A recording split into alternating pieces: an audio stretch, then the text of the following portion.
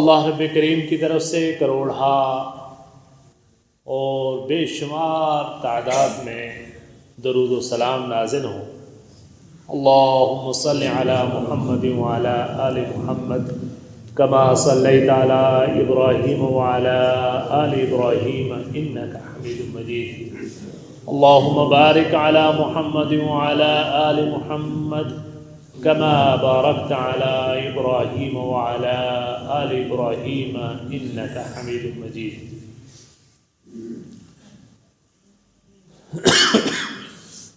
محترم بزرگوں اور بھائیوں اور اسلامی بہنوں، ماہ رمضان المبارک جاری اور ساری ہے۔ قرآن کریم میں جہاں رمضان المبارک کے روزوں کی فرضیت کا حکم دیا گیا ہے، وہاں ان ایام کو ایام معدودات قرار دیا گیا ہے کہ یہ گنتی کے چند دن ہیں، اور اس قدر تیزی کے ساتھ وقت گزرتا جا رہا ہے کہ وہ واقعی گنتی کے چند دن ہی ثابت ہو رہے ہیں۔ پہلا عشرہ لگ بھگ اب ختم ہونے کو ہے، اور ہم اپنا احتساب کریں کہ ہم نے یہ گزشتہ 9 دن کس انداز میں گزارے، اور آئندہ کے لیے ہمارا کیا لائحہ عمل ہے۔ ہم اپنے رب کو، اپنے پالنے والے کو، اپنے منعم حقیقی کو، اپنے خالق اور مالک کو منانے کے لیے، اس کو راضی کرنے کے لیے، اپنے گناہوں کی تلافی اور اس کا مداوع کرنے کے لیے، اپنی بد نصیبیوں کو خوش نصیبیوں میں بدلنے کے لیے، اپنی محرومیوں کو کامرانیوں میں بدلنے کے لیے، اپنی زندگی کی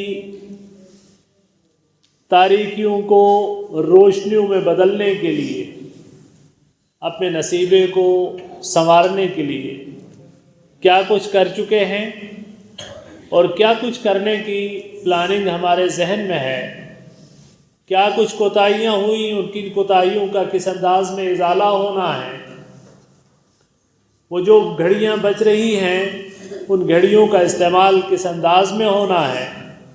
یہ احتساب ہم اور آپ کر کے بیٹھیں، اپنے نفس سے پوچھیں اور اپنی غلطیوں کا مداوع کرنے کی کوشش کریں۔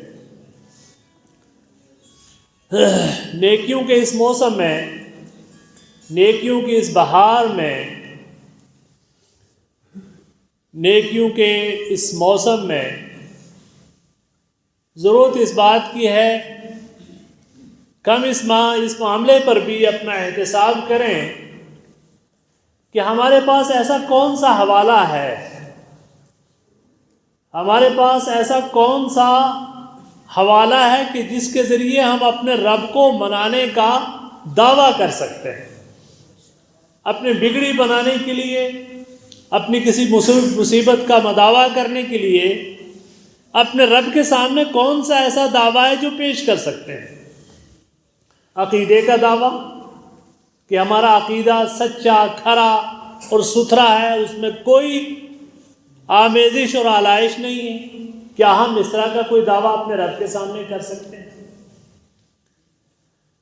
اور پھر اعمال کا معاملہ جہاں تک ہے، ہمارے اعمال کس درجے کے ہیں، کس کیرٹ کے ہیں؟ کیا ہم اس اعتبار سے اپنے رب کے سامنے کچھ پیش کرنے کا ہمارے پاس ہے؟ کیا ہم اپنے معاملات کے سلسلے میں بہت کھرے ہیں؟ کیا ہمیں دنیا زبان کا پکا اور سچا، وعدے کا پکا اور سچا اور انصاف پسند جانتی اور مانتی ہے؟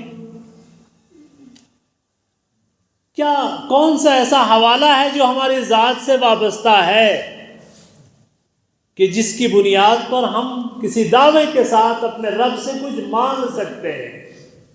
یہ ایک بہت بڑا سوال ہے جو ہمیں اپنی ذات سے کرنا چاہیے۔ اور اس ضمن میں صحیح بخاری کی ایک بڑی مشہور حدیث ہے، شاید آپ میں سے بہت سے لوگوں نے سنی ہو اور نہ بھی سنی ہو، تو میں آج تفصیل کے ساتھ وہ آپ کو سناؤں گا۔ اس میں ایک بڑا راز ہے، اور وہ حدیث کیا ہے کہ رسول کریم صلی اللہ علیہ وسلم نے ایک قصہ سنایا اپنے صحابہ کو۔ وہ صحیح بخاری کی صحیح ترین روایت ہے۔ ایک قصہ سنایا اللہ کے رسول صلی اللہ علیہ وسلم نے اپنے صحابہ کو۔ عن عبداللہ ابن عمرو رضی اللہ تعالی عن عبداللہ ابن عمر رضی اللہ تعالی عنہما قال سمعت رسول اللہ صلی اللہ علیہ وسلم یقول، حضرت عبداللہ ابن عمر رضی اللہ تعالیٰ عنہ راوی حدیث ہیں، وہ فرماتے ہیں کہ میں نے رسول کریم صلی اللہ علیہ وسلم کو یہ کہتے ہوئے سنا، انطلقا ثلاثۃ رہط ممن کان قبلکم، تم سے پہلی قومیں جو تھی بنو اسرائیل کی، جو نبی کے متبعین اور ماننے والے اور اپنے دور کے مسلمان تھے، ان میں سے 3 لوگ کسی سفر پہ نکلے، حتی اول مبیت الی غار فدخلوا، یہاں تک کہ وہ رات گزارنے کے لیے غار میں داخل ہو گئے، اس میں پناہ پکڑی انہوں نے۔ فانحدرت صخرة من الجبل فسدت عليهم الغار، اب ہوا کیا ہے کہ اچانک ایک بڑا سا پہاڑ اوپر سے لڑکا اور آ کے غار کے منہ کے اوپر اس نے غار کو بند کر دیا۔ اب ظاہر ہے وہ تو صرف 3 آدمی تھے، 3 کیا 50 بھی ہوتے تو اس بڑے پہاڑ اور اس چٹان کو وہ غار کے منہ سے کھسکا نہیں سکتے تھے، ظاہر ہے پھنس گئے۔ اب کیا کریں گے؟ فقالوا، تو انہوں نے کہا، إِنَّهُ لَا يُنْجِيكُم مِّنْ هَذِهِ الصَّخْرَةِ إِلَّا أَن تَدْعُوا اللَّهَ بِصَالِحِ أَعْمَالِكُمْ، کہ اس چٹان سے کوئی چیز بھی تمہیں نجات نہیں دے سکتی مگر یہ کہ تم اللہ تعالیٰ سے اپنے کسی نیک عمل کے واسطے سے دعا کرو۔ اب آپ تصور کیجئے، یہاں عقیدے کا ایک بہت بڑا سبق ہے کہ اللہ تعالیٰ نے حضرت آدم علیہ السلام کو پیدا فرمایا اپنی حکمت بالغہ کے تحت۔ آدم پہلے نبی تھے اور آدم کی اولاد میں توحید تھی، ظاہر ہے کہ نبی نے اپنی اولاد کو توحید کی نصیحت کی ہوگی، کیونکہ نبیوں کے سب سے بڑی وصیت ہوتی یہی۔ حضرت یعقوب علیہ السلام کا قصہ اللہ تعالیٰ نے قرآن میں بیان فرمایا تو کیا فرمایا؟ ام کنتم شہداء اذ حضر یعقوب الموت اذ قال لبنیہ ما تعبدون من بعدی، کیا تم تھے وہاں جب یعقوب کو موت آئی تو انہوں نے اپنے بچوں سے کہا، اپنے بیٹوں سے کہا کہ میرے بعد عبادت کس کی کرو گے؟ اب اولاد میں نبی بھی ہیں اور ولی بھی ہیں، بڑے درجے والے ہیں، نبی کی اولاد ہیں۔ ایک غلطی کی تھی انہوں نے، اپنے بھائی کے ساتھ ایک ظلم کیا تھا، بھائی نے بھی معاف کر دیا، باپ نے بھی معاف کر دیا، وہ بخشے بخشائے لوگ تھے، اور نبی تھا، ایک بیٹا تو ان میں یوسف علیہ السلام، لیکن باپ کو مرتے ہوئے ایک ہی فکر ہے، ایک ہی وصیت ہے، اور وہ کیا ہے؟ ما تعبدون من بعدی، میرے بعد عبادت کس کی کرو گے؟ ذرا ہم بھی اپنے اولاد کے سلسلے میں اس چیز کی یقین دہانی یا اس کی منصوبہ بندی یا اس کی فکر مندی ہم کرتے ہیں کہ ہماری اولاد کو دینی ماحول ملے گا، کسی مسجد کا پڑوس ملے گا، 5 وقت اس کے کان میں اذان کی آواز آئے گی کہ نہیں آئے گی، اور وہ کہیں اللہ کے راستے سے بھٹک تو نہیں جائے گا، وہ رب کا باغی تو نہیں ہو جائے گا، وہ حرام کھانے والے کسی پروفیشن میں تو نہیں جا رہا ہے، وہ کسی ایسی جگہ تو نہیں جا رہا ہے کہ جہاں اس کا ایمان خطرے میں ہو۔ اس طرح کی منصوبہ بندی، اس طرح کی فکر مندی کیا ہم بھی کرتے ہیں؟ نہیں کرتے۔ تو بہرحال حضرت آدم علیہ السلام نے ظاہر اپنی اولاد کو دین کی ہی اور عقیدے کی ہی نصیحت کی ہوگی اور یقیناً وہ عقیدہ صحیحہ پر تھے. اور اللہ تعالیٰ نے قرآن پاک میں فرمایا اللہ کے رسول صلی اللہ علیہ وسلم نے فرمایا کہ اللہ نے فرمایا حدیث قدسی انی خلقت عبادی کلہم حنفاء، میں نے تو اپنے سارے بندوں کو حنیف بنایا تھا. اور حنیف کہتے ہی کس کو ہیں؟ عقیدے میں جس کا رخ بالکل یک طرفہ ہو، خالص اللہ تعالیٰ کی طرف اس کا رخ ہو، کہیں دائیں بائیں اس کا رخ نہ ہو. انی خلقت عبادی کلہم حنفاء فاجتالتہم الشیاطین، لیکن شیطانوں نے انہیں اچک لیا. کوئی کہیں لے گیا، کسی کو کہیں جا کے ماتھا کسی کا ٹیک دیا، کسی کا سر کہیں لے کے گھسیٹ دیا. یہ تو شیطان کا کام تھا. اللہ نے تو اپنے سارے بندوں کو دین کی فطرت پہ پیدا کیا. دنیا کی ساری مخلوقات کو مختلف انداز میں پیدا کیا، مختلف قامتوں میں پیدا کیا. یہ کشیدہ قامت صرف ایک انسان ہے. یہ پیشانی صرف اس کی محفوظ رکھی ہے اس نے، اور اس پیشانی کو ہی خیر و شرم ڈال دیا. فَأَلْهَمَهَا فُجُورَهَا وَتَقْوَاهَا، وہی ناصیۃ کاذبۃ خاطئہ بن جاتی ہے. وہی پیشانی جو معزز ہے، صرف سجدے کے لیے خاص کی گئی ہے. اور وہی پیشانی جب اپنے اس مرکز سے ناآشنا ہو جائے تو اللہ فرماتا ہے ناصیۃ کاذبۃ خاطئہ، یہ جھوٹی اور خطا کار قسم کی پیشانی. اب یہ پیشانی تو بہت معزز تھی، اور اس کو اللہ تعالیٰ نے اپنے سجدے کے لیے خاص کیا تھا. انی خلقت عبادی کلہم حنفاء فاجتالتہم الشیاطین، شیطان اچک لے گئے. کوئی کہیں لے گیا، کسی درخت پہ لے گیا، کوئی کسی مزار پہ لے گیا، کوئی کسی جو ہے آستانے پہ لے گیا، کوئی کسی اور عبادت گاہ پہ لے گیا. وہ سارے کے سارے ادھر سے ادھر اپنے مرکز سے بھٹک گئے. لیکن توحید بہرحال ہر دور میں رہی ہے، چونکہ اللہ نے اس توحید کو انسان کی فطرت میں پیوست کر دیا تھا.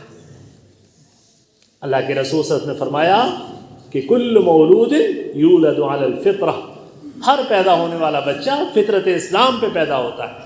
فَأَبَوَاهُ يُهَوِّدَانِهِ أَوْ يُنَصِّرَانِهِ أَوْ يُمَجِّسَانِهِ، ماں باپ اس کو یا تو یہودی بنا دیتے ہیں، یا نصرانی بنا دیتے ہیں، مجوسی بنا دیتے ہیں. جیسا آبائی مذہب ہے وہ ویسے ہی انداز میں ڈھل جاتا ہے، لیکن ہوتا تو وہ عقیدہ توحید پر پیدا ہوا ہوتا ہے. وہ آشنا ہوتا ہے رب کے اس در سے، اور اس کا سجدہ اسی در کے لیے ہوتا ہے، کسی اور کے لیے نہیں ہوتا. وہ معصوم ہوتا ہے. تو ظاہر ہے کہ وہ جو جن کا تذکرہ محمد رسول اللہ صلی اللہ علیہ وسلم بیان کر رہے ہیں، ابھی ان کی پیشانی کسی اور کے در سے آشنا نہیں ہوئی تھی. انہیں اپنا مرکز پتا تھا، مرکز امید پتا تھا، انہیں مشکل کشائی کا پتا تھا، انہیں حاجت روائی کا پتا تھا، انہیں دستگیری کا پتا تھا. انہیں پتا تھا کہ وہ ایک ہی ذات ہے. انہوں نے کیا کہا؟ اِنَّهُ لَا يُنْجِيكُم مِّنْ هَذِهِ الصَّخْرَةُ إِلَّا اللَّهُ، اس پہاڑ سے اور اس چٹان سے صرف ایک اللہ کی ذات ہی ہمیں بچا سکتی ہے. اب بچانے کے لیے کیسے بچے گی؟ تو دعا مانگنی ہوگی. تو دعا مانگنے کے لیے کوئی ریفرنس تو ہونا چاہیے. دعا مانگنے کے لیے کوئی ریفرنس ہونا چاہیے، کوئی حوالہ ہونا چاہیے. ذرا کس منہ سے مانگے؟ ہم کہتے ہیں کہ کس منہ سے لے، کون سا منہ لے کر جائیں گے؟ ان کے دل میں بھی آئی کہ ذرا کون سا منہ لے کے جائیں گے اپنے رب کے سامنے، اور آج اس مصیبت میں پھنسے ہیں تو اب کیا کہیں. ہوتا تو یہ ہے کہ ہم بڑے بے شرم بن کے مصیبت میں تو خوب مانگتے ہیں، لیکن ہمارے پاس ایک حوالہ بھی نہیں ہوتا تھا. رب کو راضی کرنے کا ایک حوالہ بھی نہیں ہوتا. لیکن انہوں نے کہا کہ صاحب نہیں، کچھ تو ہوگا ہمارے پاس. ہمارے اس زندگی کے اس پورے حصیلے میں کچھ تو ایسا ہے کہ جس کے حوالے سے ہم اپنے رب سے آج اس مصیبت سے گلو خلاصی کا ایک حوالہ مانگ لیں. تو کیا کہتے ہیں؟ إِلَّا أَن تَدْعُوا اللَّهَ بِصَالِحِ أَعْمَالِكُمْ، تو یاد کرو ہمارا جو سب سے اچھا عمل ہو نا وہ ہم رب سے مانگتے ہیں. اور اس کے لیے انہوں نے صالح اعمال کا، صالح ترین نیک عمل. اب وہ نیک عمل کون سا ہے؟ نیک عمل وہ ہے کہ جس میں اخلاص و خالص اللہ کے لیے. فقال رجل منہم، ان میں سے ایک آدمی نے کہا اللہم کان لی ابوان شیخان کبیران، اے اللہ میرے ماں باپ بہت بوڑھے اور کمزور تھے. وکنت لا اقضی قبلہما اہلا ولا مالا، اور میں رات کا کھانا ان کو کھلائے بغیر نہ خود کھاتا تھا، نہ اپنے اولاد کو اور نہ اپنے مویشیوں کو، کسی کو. بس طے کر لیا تھا کہ ماں باپ ہیں، سب سے پہلے ان کے معدے میں لقمہ جائے گا، اس سے پہلے نہ اپنے بچے بلکتے ہوئے مانگتے ہوئے پیاس جائے، معصوم بچے بھی مانگتے رہیں گے، لیکن نہیں، سب سے پہلے ماں اور باپ۔ یہ مجھے یاد ہے غالباً آج سے 23-24 سال پہلے کا واقعہ ہے، بلکہ 25 سال ہو گئے لگ بھگ۔ مینا کے اندر آگ کا حادثہ ہو گیا، اور وہ اچانک جو خیمے لگے ہوئے تھے وہ پہاڑی جگہ تھی، اور تیز ہوا چلی، ایک جگہ جو آگ لگی تو وہ ایک دم اس نے کئی سارے خیموں کو اپنے لپیٹ میں لے لیا، اور وہاں بہت سارے لوگ جو ہے وہ شہید ہو گئے۔ تو اس موقع پر ایک آدمی کا خیمہ اس نے لگایا ہوا تھا، اور اس کا ایک چھوٹا معصوم بچہ بھی تھا، اور اس کی جو ہے معذور اور کمزور قسم کی والدہ بھی تھی۔ تو اس نے جا کے، اب وہ صورتحال اتنی خطرناک کی تھی، کسی ایک ہی کو بچا سکتا تھا، اور ظاہر ہے کہ وہ شفقت پدری غالب آ گئی، اور اس نے جلدی جو ہے بچے کو اٹھایا، باہر پھینکا، تب تک جو ہے والدہ آگ کی نظر ہو چکی۔ لیکن دل میں ایک بڑی کسک ہوئی کہ کیا ہوا، پتہ نہیں صحیح کیا میں نے کہ غلط کیا، ایک معصوم کو بچا کے اچھا کیا، یا ایک معذور کو اور ضعیف کو چھوڑ کے اچھا کیا، میں نے کیا کر دیا۔ اب وہ اپنے دور کے حجت العصر امام ابن باز رحمہ اللہ جو مفتی اعظم تھے، ان کے پاس گیا، ان سے جا کے کہا کہ مفتی صاحب ایک کام ہو گیا ہے، میرا ضمیر مطمئن نہیں ہے، آپ مجھے بتا دیجئے میں نے صحیح کیا کہ غلط کیا، میں نے بچہ بچا لیا، ماں کو چھوڑ دیا۔ کہنے لگے اوہ اے بد نصیب، تو نے کیا کیا، او بد نصیب تو نے کیا کیا، اخذت الفرع وترکت الاصل، تو نے اصل چھوڑ دی اور فرع لے لی۔ بچے اللہ اور دے دیتا، اگر تیرے پاس اختیار تھا تو تم ماں کو بچاتا، بھائی تو کیا سمجھتا ہے، معمولی بات ہے، ترکت الاصل واخذت الفرع۔ تو اب ظاہر ہے کہ اس آدمی کا بھی یہ عہد ہے کہ نہیں، سب سے پہلے ماں، سب سے پہلے باپ، ان کو کھلاؤں گا، ان کو پلاؤں گا، اور اس کے بعد سارا سامان، سارا گھر کھائے گا، کوئی بات نہیں۔ کہتا ہے کہ ایک دن ایسا ہوا، فانا بھی فی طلب شیء یوما فلم ارح علیہما حتی ناما، کہتا ہے میں کچھ دور چلا گیا کسی چیز کی تلاش میں، اور میں ایسا دور چلا گیا کہ جب میں گھر واپس آیا تو دیکھا کہ ماں باپ تو سو چکے ہیں۔ فحلبت لهما غبوقهما فوجدتهما نائمین، اب کیا ہوا کہ میں نے ان کے لیے جو ہے وہ دودھ، رات کا پینے والا دودھ جو ہے وہ خود دوہا، اور دونے کے بعد میں ان کے پاس دیکھا تو دیکھا کہ وہ سوئے ہوئے ہیں۔ وَكَرِهْتُ أَنْ أَغْبِقَ قَبْلَهُمَا مَالًا أَهْلًا وَمَالًا فَلَبِثْتُ وَالْقَدْحُ عَلَى يَدِي أَنْتَظِرُ اسْتِيقَاظَهُمَا حَتَّى بَرِقَ الْفَجْرِ، کہتے ہیں کہ میں نے یہ ناگوار سمجھا کہ میں اپنی اولاد کو پلا دوں، حالانکہ بچے بلک رہے ہیں، اور لیکن مجھے یہ اچھا نہیں لگا کہ میں ماں باپ سے پہلے بچوں کو پلا دوں، اس لیے میں نے جو ہے وہ ایک بڑا سا پیالہ دودھ کا لیا، ان کے سرانے کھڑا ہو گیا۔ لیکن ادب کا تقاضا یہ ہے کہ جگا بھی نہیں رہا، جگاؤں گا، ہو سکتا ہے نیند ایسی ہو کہ کچی نیند ہو، دوبارہ اٹھ نہ پائیں۔ اب ساری رات میں کٹورا لے کے ان کے سر پہ کھڑا ہوں، بچے بھوک سے بلک کے رو کے سو گئے، میں نے کوئی پرواہ نہیں کی، اور ساری رات ان کے سرانے کھڑا رہا کہ جب ان کی آنکھ کھلے گی، ان کے آنتڑی میں جو بھوک ہے وہ ان کو ستائے گی، یہ جاگیں گے، اور جاگتے ہی ان کی مجھ پہ نظر ہوگی، میں ان کی خدمت میں دودھ پیش کر دوں گا۔ کہتے ہیں کہ پوری رات ہو گئی، یہاں تک کہ فجر کی پو پھٹی، اور کیا ہوا کہ میں نے وہ جاگے خود بخود، اور پھر میں نے ان کے خدمت میں دودھ پیش کیا، انہوں نے دودھ پیا۔ اللہم ان کنت فعلت ذلک ابتغاء وجہک ففرج عنا ما نحن فیہ من هذه الصخرہ، اے اللہ میرا یہ عمل صرف تیری محبت میں تھا، صرف تجھ کو راضی کرنے کے لیے تھا، اگر یہ میرا عمل تیری دربار میں قبول ہے تو اس چٹان کو ہمارے آگے سے ہٹا دے۔ چنانچہ حضور نبی کریم صلی اللہ علیہ وسلم فرماتے ہیں کہ وہ چٹان تھوڑی سی کھسک گئی۔ اے اللہ، وہ ذات کہ جو زمین و آسمان کا خالق ہے، جو مسبب الاسباب ہے، دھرتی کا ایک ایک پتا اور ایک ایک ذرہ جس کے حکم کا منتظر ہے، اس کا حکم ہوا، مشکل کشائی ہو گئی، حاجت روائی ہو گئی، دستگیری ہو گئی اور چٹان ہٹی، لیکن ابھی پوری نہیں ہٹی۔ ابھی تو صرف ایک عمل پیش ہوا ہے نا، ابھی 2 بندے اور باقی۔ دوسرا کھڑا ہوا، کہتا ہے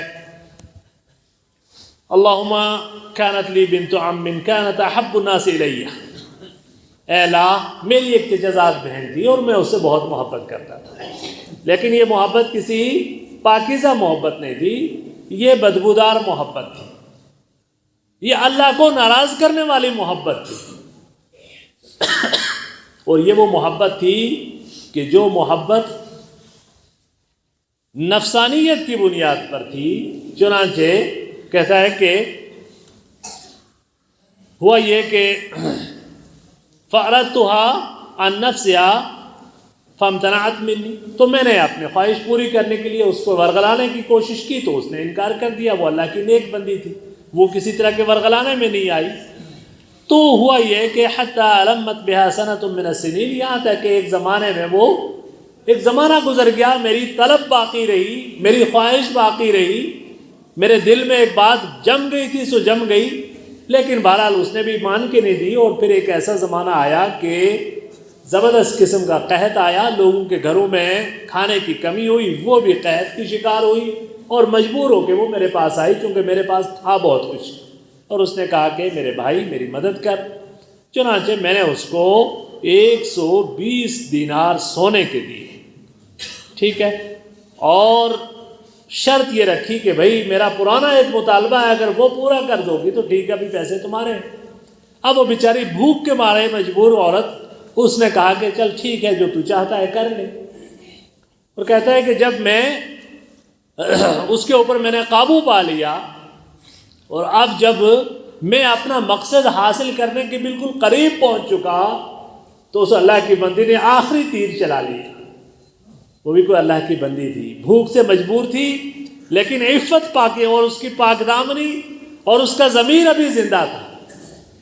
بھوک نے اس کے جسم کو کمزور کیا تھا لیکن اس کی روح کو زخمی نہیں کیا تھا۔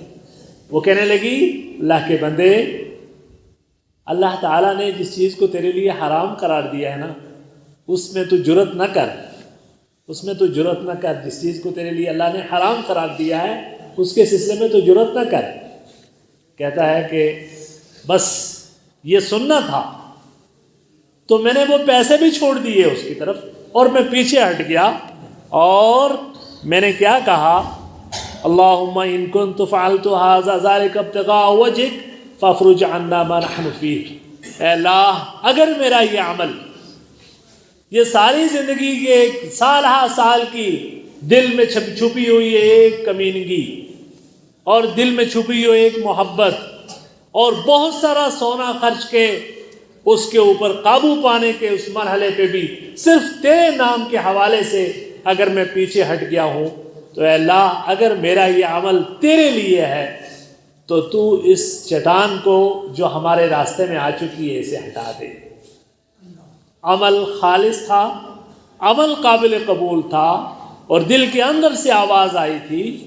تو حدیث میں اللہ کے رسول فرماتے ہیں کہ وہ چٹان تھوڑی سی کھسک گئی، لیکن ابھی بھی اتنی نہیں کھسکی کہ وہ دونوں باہر نکل سکے۔ ابھی تیسرا بھی تو ہے، ابھی تیسرے کا امتحان باقی ہے۔ بھئی تیرے پاس کیا ہے؟ تو بھی تو کچھ بتا کہ تیرے پاس کیا ہے۔ وہ بھی اپنا ایک عمل لیے کھڑا تھا، سبحان اللہ، وہ بھی اپنا ایک عمل لیے کھڑا تھا کہ اللہم انی استاجرت اجرا۔ تیسرا شخص کہتا ہے کہ اللہ میں نے کچھ مزدور رکھے، میں نے کچھ مزدور رکھے، فاعطیتہم اجرہم غیر رجل واحد ترک الذی لہ وذهب۔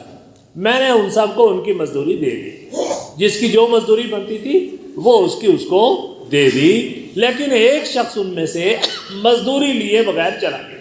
اب وہ کسی وجہ سے چلا گیا ہوگا، مزدوری اس نے لی نہیں اور وہ چھوڑ کر کام چلا گیا۔ اب معاملہ کیا ہوا کہ باقی تو سب کے پیسے پہنچ چکے، اب میرے ذہن میں بات کھٹ گئی کہ بھی اس کا پیسہ کیسے ہو۔ تو میں نے کیا کیا فثمرت اجرہ حتی کثرت منہ الاموال، تو پھر میں نے کیا کیا، اس کے وہ سارے کے سارے پیسے انویسٹ کر دیے۔ اب وہ کتنا ایک مزدوری ہوگی ایک دن کی، یا کچھ دن اس نے کام کیا ہوگا، اس کی کوئی بہت بڑی مزدوری تو نہیں تھی، لیکن نیت اچھی تھی، اور وہ کوئی بندہ بھی بڑا مستحق تھا، وہ بھی کوئی اللہ کا بندہ تھا۔ چنانچہ کیا ہوا، کہتے ہیں کہ میں نے اس مال کو انویسٹ کر دیا، اس کا استثمار کر دیا، اس کو کام میں لگا دیا۔ کیسے کام میں لگایا؟ وہ کوئی بکریاں وغیرہ لے لی، اس سے کوئی چیز اس طرح کی لے لی کہ جس میں اللہ نے برکت ڈالنے شروع کر دی۔ یہ برکت تو اللہ کے ہاتھ میں ہے، تو جناب وہ برکت ایسی ڈالی کہ کثرت منہ الاموال، تو اونٹ ہیں، گائے ہیں، بھیڑ اور بکری ہیں، اور پورے کے پوری وادی بھر گئی۔ اس قدر جو ہے اللہ تعالیٰ نے اس تھوڑی سی مزدوری کے نتیجے میں جو مال انویسٹ کیا گیا تھا، اس کے نتیجے میں اللہ نے اتنا سب کچھ میرے سامنے کر دیا۔ اب ظاہر ہے مال بڑھتا گیا، اسی مال کو استعمال کر کے مزید اضافہ ہوتا گیا، مزید اضافہ ہوتا گیا۔ پھر غلام خریدے اس کی جو ہے کیا نام ہے نگرانی کے لیے، تو غلام بھی ہو گئے، بھیڑ بکریاں بھی ہو گئی، گائیں بھی ہو گئی، اور جو ہے اونٹ بھی ہو گئے۔ وہ سارا کا سارا جو ہے ہو گیا، اور میرے دل میں یہ رہا کہ یہ امانت اس کسی مزدور کی ہے، میں تو اس کا صرف متولی ہوں، میں نے اس کی پرورش کرنی ہے۔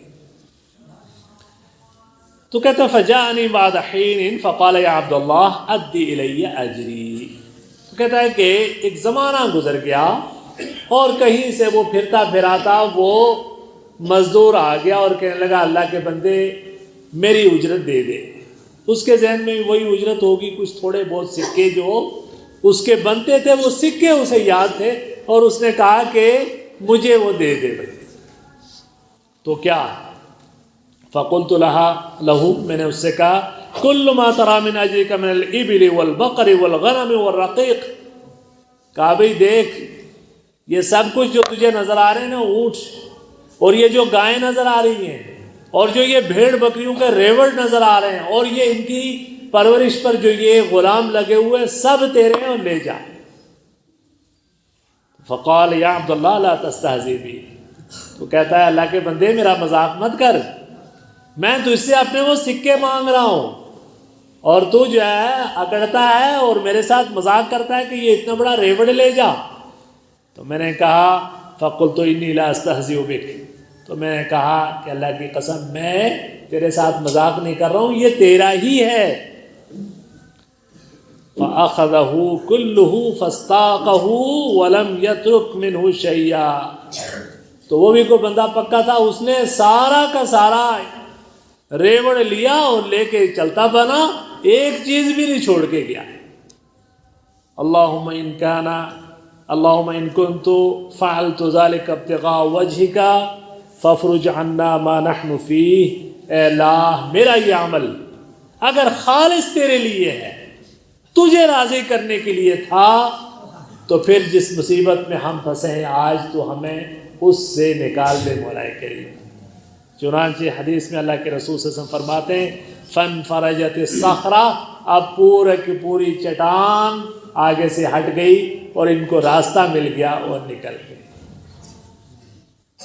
یہ سبق ہے، یہ سبق ہے کہ ہمارے اور رب کے درمیان کوئی ایک تو عمل ایسا ہو کہ جو اتنا خالص ہو، اتنا سچا اور اتنا جو ہے کھرا ہو کہ ہم دعوے کے ساتھ اپنے رب کے حضور اسے پیش کر کے اپنی زندگی کی مصیبتوں کا مداوع کر سکیں۔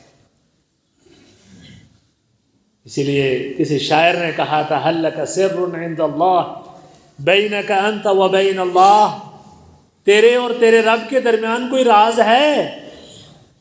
قصص لا تکشف الا بکتابک حین تری اللہ، کچھ ایسے قصے تیری زندگی میں ہیں کہ جو جب تو خدا کا سامنا کرے تب وہ کہانیاں کھلیں، تب وہ قصے سامنے آئیں۔ ما حراک بہذا ان یکبر قدرک عند اللہ، اور تجھے کس قدر ضرورت ہے ان چیز کی کہ تیری قدر اللہ کے سامنے بڑھے۔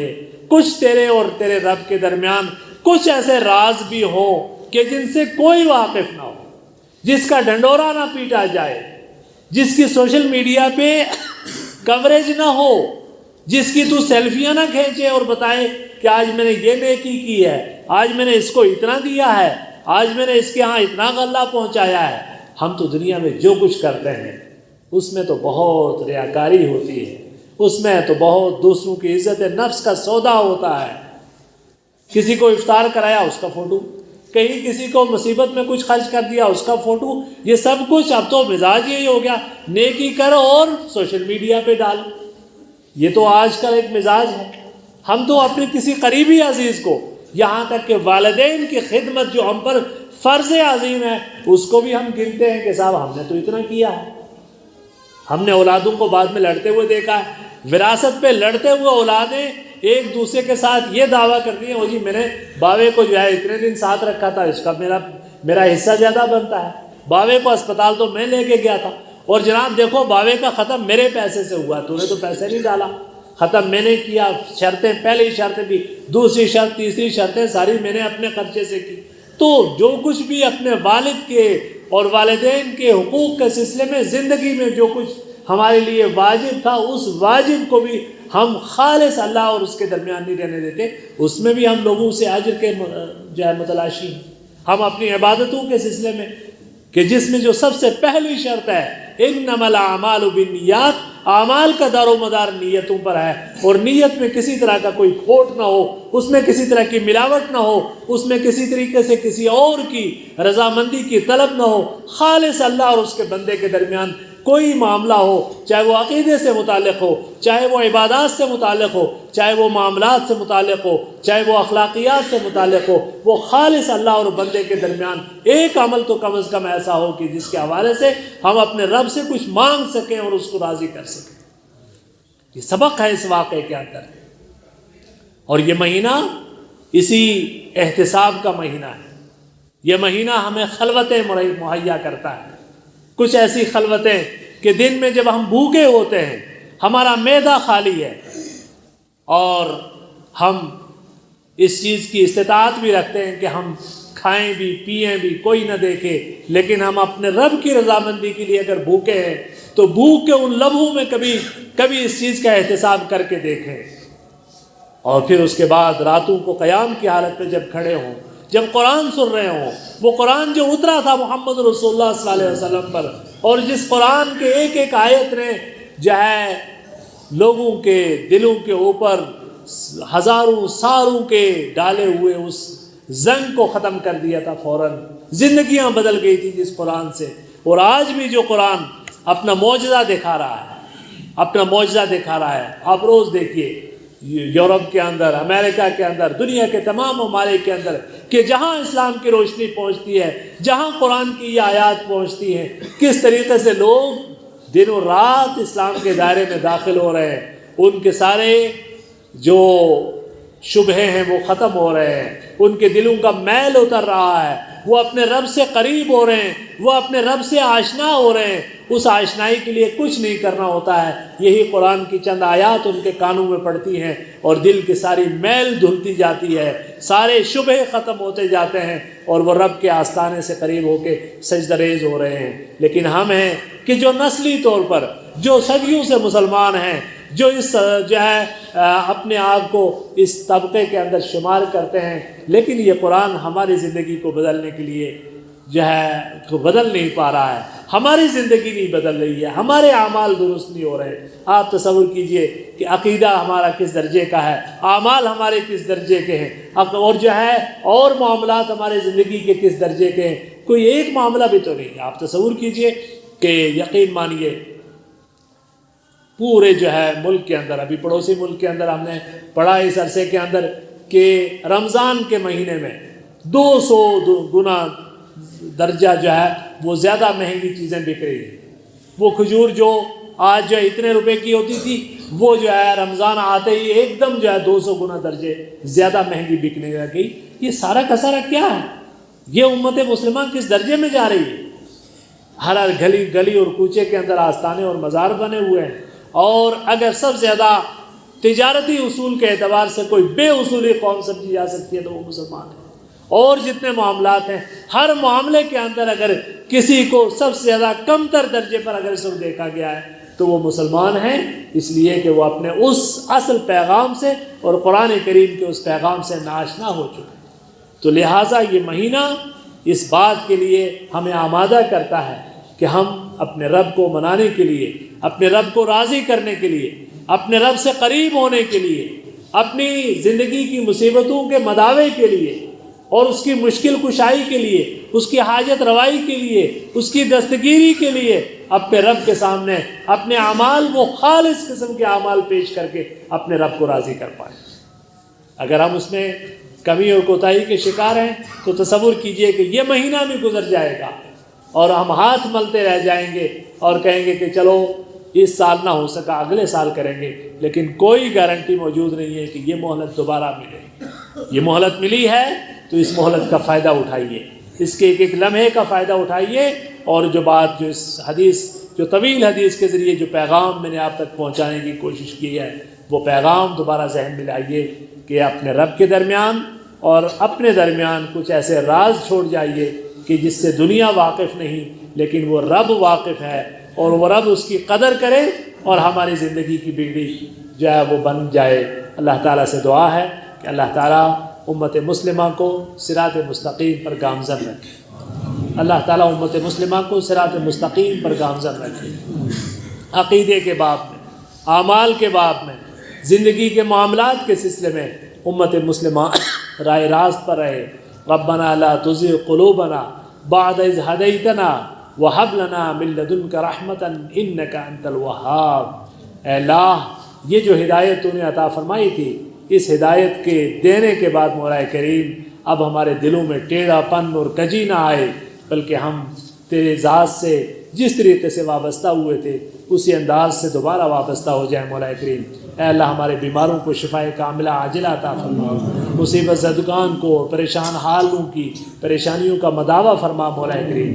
اے اللہ، جو متوفا ہیں اے اللہ ان کی بخشش کر مولا کریم، ان کے ساتھ اپنے رحم کے مطابق معاملہ فرما مولا کریم، اپنے کرم کے مطابق معاملہ فرما مولا کریم۔ اے اللہ، امت مسلمہ کے جوانوں کو، ان بچے اور بچیوں کو ہماری نگاہوں کی جو ٹھنڈک بنا مولا کریم۔ اے اللہ، ربنا ہب لنا من ازواجنا وذریاتنا قرۃ اعین، ہمیں دعا سکھائی اللہ تعالیٰ نے کہ اے اللہ ہمیں ہماری ازواج اور ہماری ذریات کو ہماری نگاہوں کی ٹھنڈک بنا، ہمارے دل کا ساڑا نہ بنا کہ ہم ان کو جوانی میں اس طرح کی دردناک موت کا شکار دیکھیں، دردناک قسم کی موت کا شکار دیکھیں ہم ان کو جوانی میں۔ وہ جو ہماری امیدوں کا مرکز، جو ہماری نگاہوں کا تارا، وہ کسی نشے کے شکار ہو کر، کسی اور بے راہ روی کے شکار ہو کر، کسی اور مصیبت کے شکار ہو کر اس جوان لاش گھر میں پہنچے، اس باپ پر کیا گزرتی ہوگی۔ لیکن یہ سارے کے سارے قیامت خیز منظر ہم اپنی آنکھوں کے سامنے دیکھ رہے ہیں کہ ان بچوں کو کسی نے نہیں مارا، یہ بچے خود اپنے آپ کو مار رہے ہیں۔ لیکن ہم غور کریں، یہ خود اپنے آپ کو مارنے والے بچوں کے اس قتل میں ہم کس اعتبار سے شریک ہیں، ہمارا اس میں کیا کردار ہے، اپنا احتساب بھی کریں اور اللہ تعالیٰ سے دعا کریں کہ اللہ تعالیٰ ہمارے ان بچوں کو صحت اور تندرستی اور عافیت اور دین دے، اور دین کے اعتبار سے ان کو ہمارے لیے محفوظ رکھے۔ بارک اقول قولی ھذا واستغفر اللہ لی ولکم ولسائر المسلمین فاستغفروہ انہ الغفور الرحیم، وآخر دعوانا الحمد للہ رب العالمین۔